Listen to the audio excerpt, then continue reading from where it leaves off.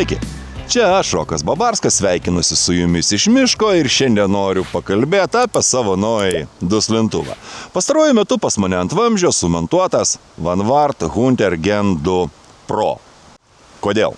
Atsakysiu labai paprastai. Ieškojau pačio lengviausio duslintuvo, nes mano medžioklės būdai, kurie man patinka, tiksliau vienas medžioklės būdas, kuris man patinka, yra sėlinimas. Ir kiekvienas ten 10 ar 100 gramų yra labai svarbu. Kita vertus, dėl lengvumo nesinorėjau aukoti garso ir atatrankos slopinimo, ir tą kompromisą aš radau būtent šitam duslintuve. Taip jis yra brangus, bet kita vertus 10 metų garantija be šūvių skaičiaus apribojimo šį bei tą pasako apie pačio gaminio kokybę. Ir greičiausiai, jeigu aš kažkada nuspręsiu su juo atsisveikinti, jo likutinė vertė bus didelė. Kodėl būtent Vanvard, juk yra kitų duslintuvų titaninių 3D spausdintuvų padarytų. Todėl, kad Vanvardas iš tų duslintuvų, kuriuos aš radau šiai dienai pas mus, yra pigiausias.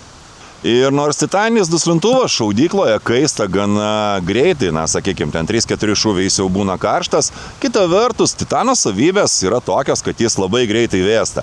Ir net ir pašaudžius gerokai prikaitinus šitą duslintuvą, pataikymo taškas nesikeičia tol, kol pats vamzdis pakaitęs pataikymo taško nekeičia.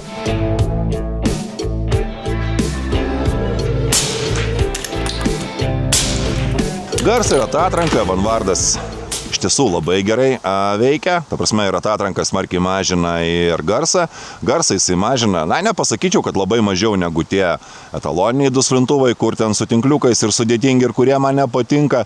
Viskas yra dėl labai paprastos priežasties. Spausdinant 3D printerių duslintuvą, pertvarų formą galima padaryti pačią įvairiausią, ir Vanvarde pertvaros yra tokios suktos ir tas greičiausiai įtakoja jo labai gerą garso slopinimą. Kokios priežiūros reikalauja titaniniai duslintuvai? Ji yra labai paprasta. Tiesiog nieko nereikia daryti. Todėl, kad titanas pats yra sparus korozijai, ir jo ten plauti ar kažkaip kitaip ten prižiūrėti nereikia, todėl, kad parako dulkės prie titano nelimpa. Ir jeigu jų ten kažkiek lieka viduje, tiesiog sekantis šūvis jas išpučia. Žinoma, visiems priminsiu auksinę taisyklę. Po šaudimo, po vieno šūvio ar po kelių šūvių, duslintuvą privalu nusukti nuo vamzdžio, padėti ir išvedinti. Bet, nei plauti, nei nieko daugiau daryti su titaniniu duslintuvu tikrai nereikia. Nežiūrint į tai, jog jis nereikalauja visiškai jokios priežiūros ir nerūdyja, nepūva, jį galima laikyti bet kokiose sąlygose, Vanvardo konstruktoriai numatė tą galimybę, jeigu neduok dieve atsitiktų kažkokia nelaimė, tai štai šita dalis priekinė, ji yra šiek tiek paskaičiuota silpnesnė, ir ją tiesiog išpūstų į priekį, be jokios žalos mano ausim, mano rankom arba mano akim. Tai štai tiek apie Vanvardą ir aš iš tikrųjų labai džiaugiuosi jį turėdamas ir turėdamas jį ne tik rankose, bet ir ant savo ginklo vamzdžio.